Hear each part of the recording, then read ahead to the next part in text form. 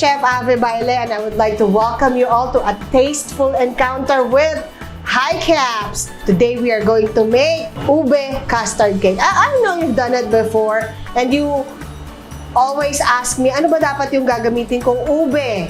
Should I use powder, paste? Ayan, so we are going to make it easy for you. We are going to use Ube EMULCO. So this is not just coloring, this is also flavor and color. So flavor and color in one bottle. So yan, ang atin pong Ube Custard Cake is made with 3 sets of ingredients, yung custard, yung glaze, at saka yung chiffon cake, which we will flavor with EMULCO. So for the custard, these are our ingredients. So you will need 4 yolks and a cup of condensed milk, 1 whole egg, and half a cup of evaporated milk. Let's now do our custard. So this is so easy. All you need to do is mix them together. I would suggest that you use a mixer for this particular step, but if you don't have one, either a hand mixer or a stand mixer, you can always use a whisk and you just whisk them all together. But you know, sometimes you're in a hurry, you need to do a lot of things. Pwede kang gumamit ng hand mixer.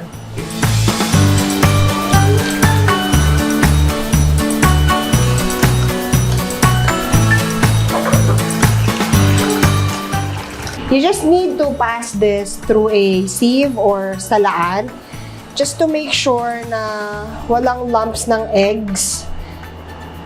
Tsaka para makinis yung custard ninyo. Yan. And tatabi muna natin siya. And we will move to the next step. Our next set of ingredients is for the glaze. And you will need half a cup of white sugar and 3 tablespoons of water. So all you need to do is boil this together until you get a nice, thick, golden syrup. A little on the dark side. And that's what you're going to put in your pan. Ngayon yung iba talaga, diretso na to dito na nila gagawin. And that's also okay. Nasa diskarte ninyo yan eh. Kasi ako, I find this is much better, especially if you're making a big batch, halimbawa 5. So instead of, you know, doing one at a time, sinusunog ko na siya dito lahat. And then I pour it into the pans. Yeah. So papakuluan lang natin siya until maging golden siya. You have to remember, if you're caramelizing your sugar, dapat hindi ninyo siya hahaluin kung hindi mag-crystallize siya. Isasanin lang natin siya dito.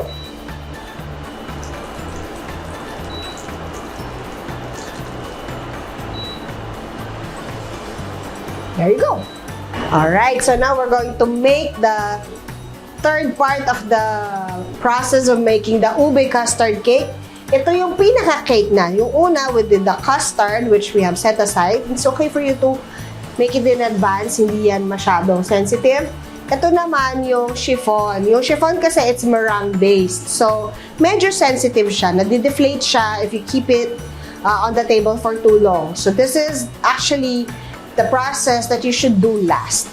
Pag ginawa nyo to, dapat in a few minutes, oven bound na siya. Okay? Otherwise, madi-deflate siya, magbabalik sa pagiging egg whites yung inyong meringue at magkakaroon kayo ng scrambled egg dun sa ilalim ng inyong cake. So, kung nagtataka kayo bakit yung inyong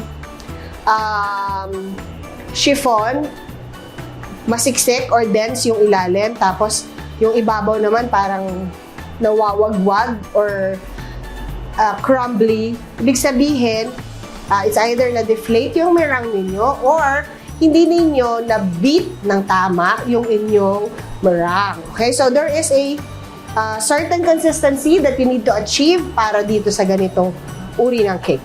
Alright, so the ingredients that you need for this particular part of the cake is 1/4 cup of white sugar, the 4 egg whites that we separated earlier. This is the meringue. Okay, and on this side, you have the cake side. You will again need 4 egg yolks. So, mayroon ka na namang natitirang egg whites. Huwag kayong mag-alala. Pwede nyo yung gawing mamon, pwede nyo gawing kung ano-ano, pampaganda. And then you will need 1 1/2 cups of cake flour. If you are making a big batch, I would suggest that you use a stand mixer like this. A Breville stand mixer, and you use a whisk attachment. Kasi masakit sa kamay, matagal mag-mix ng meringue kung marami. Pero kung konti lang, like the batch that we are making today, okay lang yung hand mixer. Okay? So, all you need to do is put your egg whites. There. Tapos, yung sugar ninyo.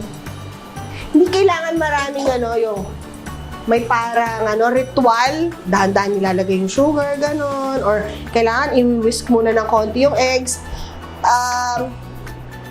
It will work kahit na hindi ganon ang gawin nyo.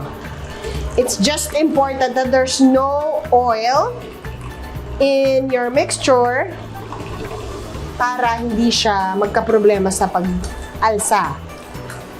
Yan. Pag medyo frothy na siya, you can increase the speed.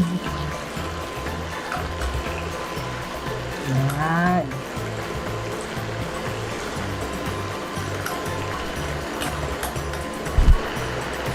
We will set this aside, pero dapat huwag masyadong matagal kasi again, madi-deflate yan. Alright, now we go to the cake part. Since we're done with the meringue, for the cake part, you will need 1/2 cup of white sugar, 1 1/2 cups of cake flour, 4 egg yolks, 1/3 cup of water, 1/3 cup of chiffonade, and 1 tablespoon of ube flavored EMULCO. Okay, so there. So we start off with sifting. Yan. Then you add your egg yolks, your sugar, your water, your oil,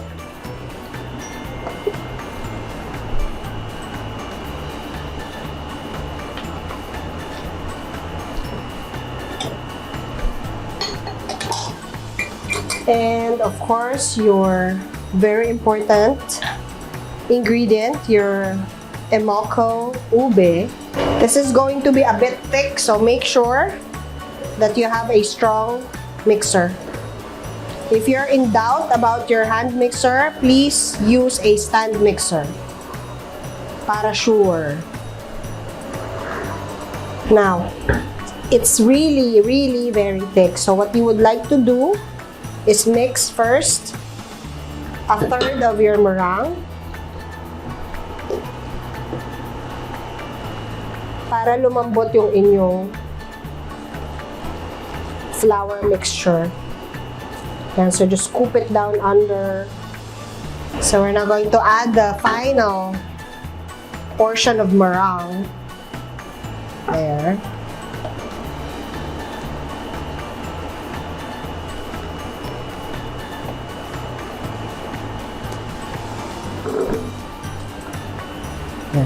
So you're probably wondering why it's called the folding process. Because it really does look like you are folding over your meringue. Yan. Kasi if you overmix it or you mix too vigorously, madi-deflate yung meringue mo. So you have to be gentle. See, from the very thick mixture that we had earlier, it's now more like a cake batter.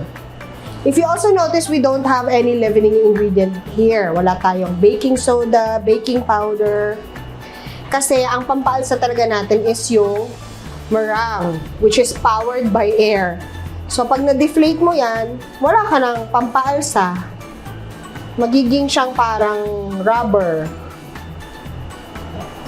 This is our caramelized sugar earlier. So, matigas na siya kung mapapansin niyo. We're now going to add our custard. There. So, kung nagtataka ka, kung paano nagkakaroon ng separation yung custard tsaka yung cake. Paano ba yung ginagawa? Ba't hindi sila magkasama? It's actually a natural process. Pag nilagay mo yung meringue mo over here, dahil marami siyang air, lulutang siya. Yun namang custard mo, since it's really dense, lulubog siya. So, meron silang sariling mga lugar nila. So, of course, you still need to do it slowly. Huwag nating mamadaliin. Yan. Aalsa to, pero very, very konti na lang. I'm so konyo. Yeah, very konti. Yeah. Kung mapapansin ninyo, hindi naman lumutang yung custard, di ba? It stays in the bottom where it belongs. Yan, and that's it. Alright, so we will set this aside for now while we are preheating the oven. Important that you preheat the oven kasi pagka pinasok ninyo yung chiffon ninyo, doon sa oven na hindi mainit, mag-deflate yan, promise. Ngayon, ito, dapat it's called the bain-marie o double boiler, ganyan. Ay, hindi double boiler, basta nakababad siya sa tubig, ganyan. Ngayon, dapat mainit yung tubig. So, ang ginagawa ko, para hindi ako masyadong maraming kinakain na oras, yung tubig na ilalagay ko rito, isasama ko sa pag-preheat ng oven para mainit na siya. Para pag nilagay ko yung aking custard cake, mainit na yung tubig, di ko na kailangan magpakulo. Alright, so now we have here our bigger pan. This is like an inch bigger than this one. And we have about a cup of water in it. Isasama na natin siya sa pag-preheat ng ating oven. And we are baking this at 175 for 1 hour. Alright, so tapos na siya mag-preheat.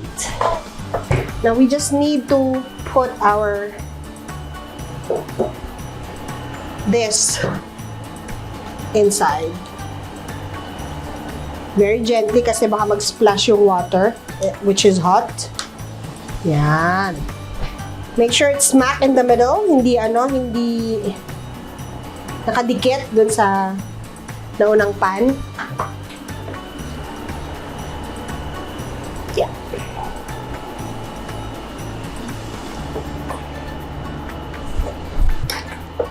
And then you go Zumba for 1 hour. Pagbalik mo, meron ka ng Ube Custard Cake.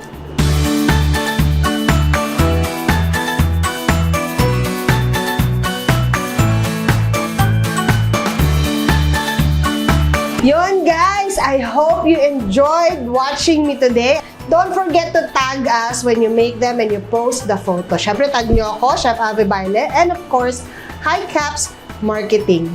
Yan. So, for more information about all the products that we use today, just click the link down below. And don't forget to like, share, and follow their social media accounts.